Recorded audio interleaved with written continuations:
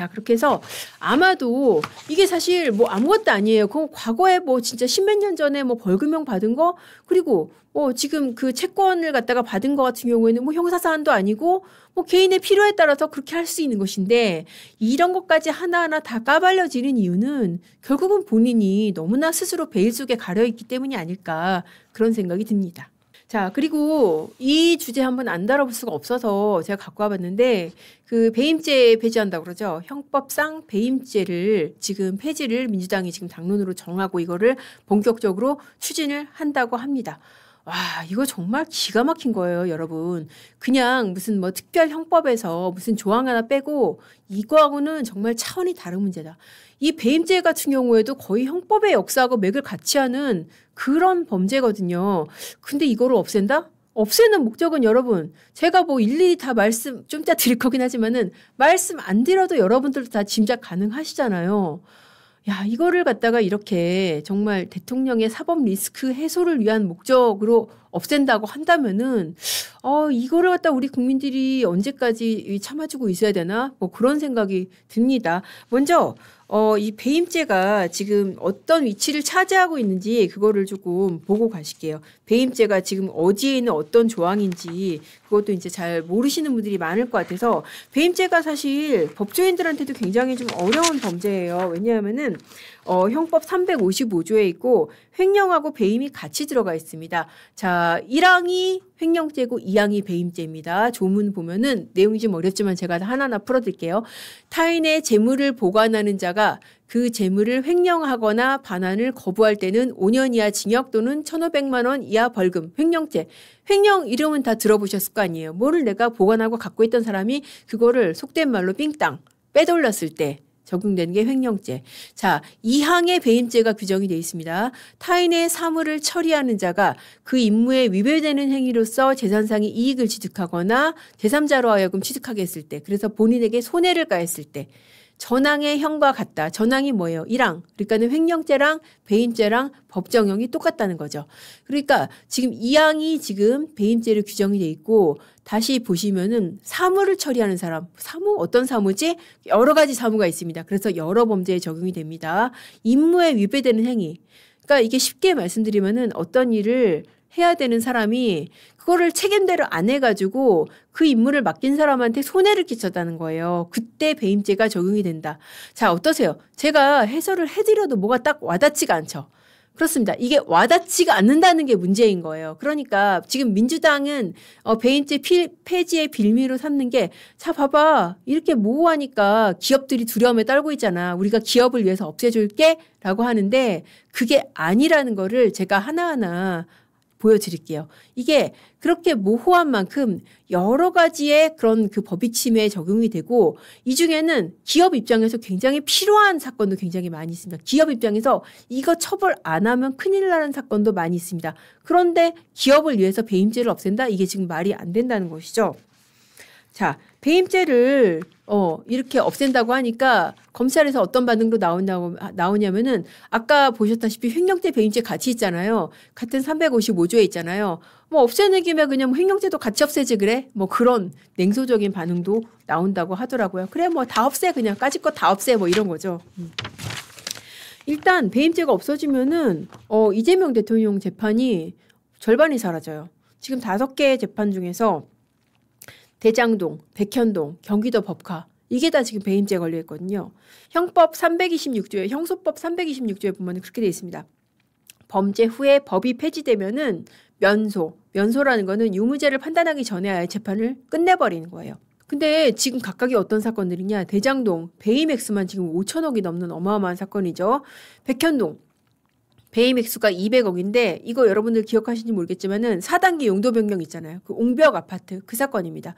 근데 이게 이미 누가 확정이 됐어요? 김인섭 씨가 배임 수재. 그러니까 이 용도 변경하는데 돈 받은 걸로, 알선 명목으로 돈 받은 거로 징역 5년이 확정이 됐습니다. 그러면은 배임에 대해서 굉장히 유죄 가능성이 높은 상황이에요. 근데 지금 이 사건이 없어질 위기에 지금 처해 있고, 경기도 법카 사건은 좀 이따 말씀드리겠지만은 다 대부분 배임으로 다뤄집니다. 이것도 굉장히 확실한 사건이죠. 우리 지난 대선 때부터도 왜 소고기, 초밥 이런 것들 있잖아요. 그거 사진 있죠. 공익제보자 진술 있죠. 구매 내역 있죠. 다 있는 사건. 이것도 이 배임죄가 폐지가 되면은 그대로 그냥 면소 판결로 재판 자체가 없어져 버린다. 이거 공소 취소를 할 필요도 없이 그냥 재판 자체가 없어져 버리는 그런 사건들입니다. 자, 그러면 남는 게 뭐가 있어요? 공직선거법, 그리고 위증교사, 대북송금 뭐 이런 것들 남는데 공직선거법 이거 없애려고 지금 뭐 하고 있어요? 사심제 한다는 거 아닙니까? 지금 대법원에서도 유죄 파기, 유죄 취지로 파기 환송되니까 이게 그대로 만약에 법원에서 재판을 하면 유죄로 확정될 거 아니에요? 그러니까 헌재한테 지금 대법원 재판을 다시 뒤집을 권한을 준다는 거 아니에요, 지금? 그래서 사심제 논의를 한다는 것이고, 위증교사 관련해서 여러분, 이재명 대통령이 최근에 한 발언을 주목할 필요가 있어요. 뭐라 그랬어요?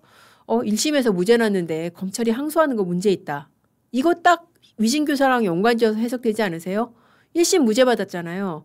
이거는 사실 어떻게 보면은 법원 주변에서도 유죄 가능성이 가장 확실한 사건이 위증교사였어요. 실제로 그렇기 때문에 이거만 띄어가지고 영장 청구를 하고 그랬었잖아요. 그렇기 때문에 2심에서 뒤집어질 가능성이 상당히 높은데 1심 무죄 항소하는 거 문제 있다. 야, 이거는 사실 어떻게 보면은 3심제를 부정하는 거예요. 아니 1심 무죄가 2심이 유죄로 뒤집어지기도 하고 또 반대의 경우도 있잖아요. 1심 유죄가 2심 무죄가 되기도 하고 그런 게 3심제 아닙니까? 근데 1심 무죄인데 항소하면 안 된다? 말이 안 되는 거죠.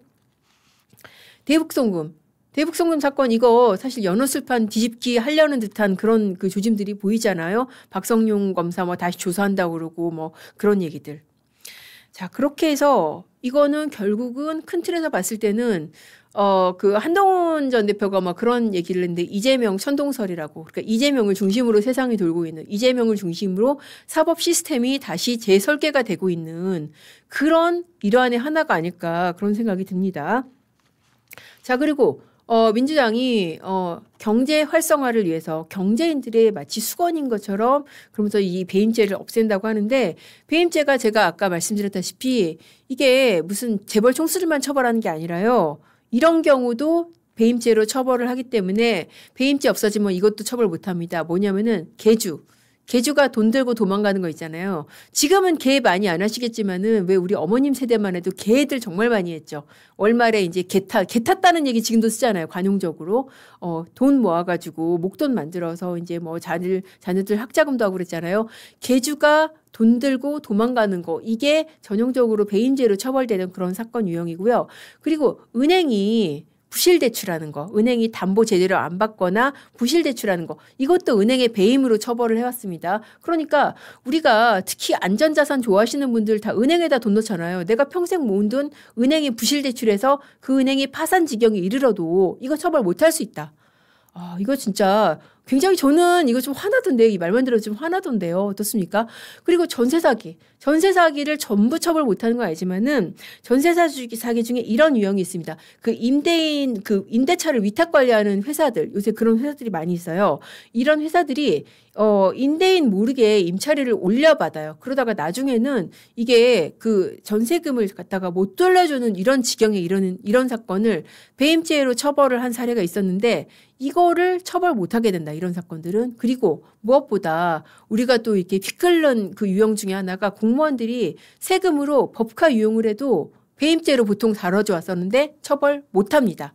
그리고 기업 입장에서 이거는 정말 답답한 노릇인데, 영업비밀 유출. 누가 내 밑에서 내가 실컷 개발해 놓은 기술을 갖다가 일하다가 들고 나가서 경쟁업체에다가 연봉 뭐 한 3-4배 받고 넘겼어요.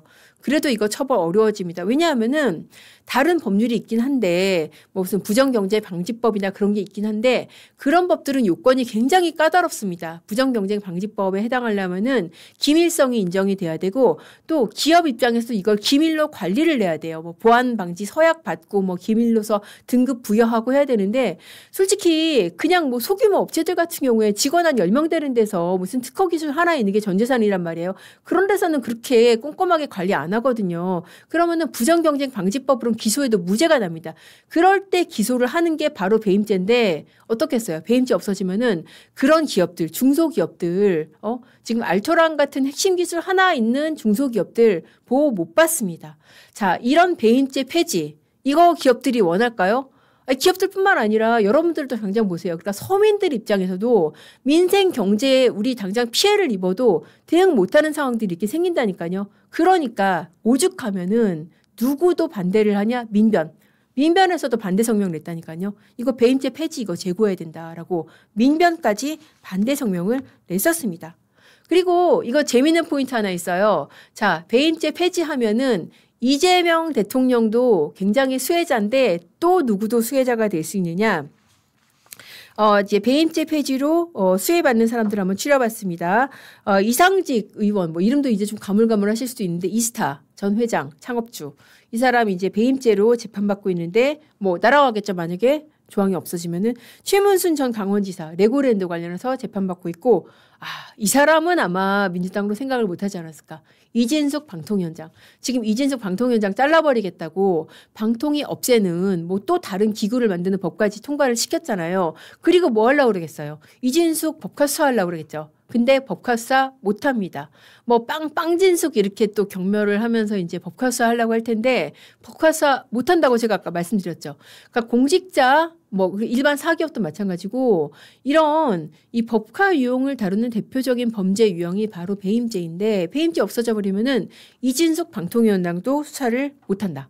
자, 뿐만 아닙니다. 그 또 의외의 그런 망회의 효과가 또 있는데 김건희 특검도 엄청나게 지장을 받게 됩니다. 왜냐하면은 지금 그 서울 양평고속도로 그 종점 변경한 거 있잖아요. 그거로 공무원이 하나가 구속이 됐습니다. 원래 이 사람을 수사하려던 혐의는 배임이었었습니다. 근데 지금 뇌물죄로 구속이 됐긴 하지만은 어쨌든 본체인 배임 수사 어려워지고 또 그 IMS 모빌리티라고 김건희 여사가 관여한 것으로 의심을 하고 특검이 수사하고 있는 그런 업체 있잖아요. 그 180억인가 대기업들로부터 투자받았다는 그 업체 같은 경우에 그 투자받고 그런 관계자들이 그 회사 관계자들이 뭐 자금 유용했다 이것도 배임으로 수사 중인데 이것도 지장받을 수 있습니다.